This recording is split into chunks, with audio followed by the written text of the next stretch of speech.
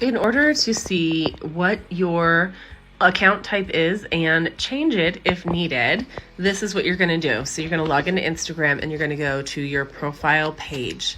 On the top right hand corner, you're going to click on the 3 lines that look kind of like a hamburger. Top right hand corner right here. And then you're going to go to settings and privacy.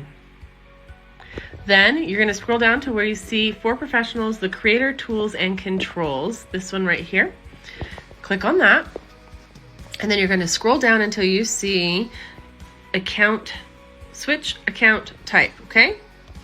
Then you can do, I am a creator account, so you'll see creator or business or personal. If you're a personal account and not a business account, you may see where it says upgrade to a professional account in here, but then you'll be able to switch. Now, a creator account is how you're going to get access to the trending audios. A lot of times the business accounts are restricted on some of the different things that you can use, including the trending audios. So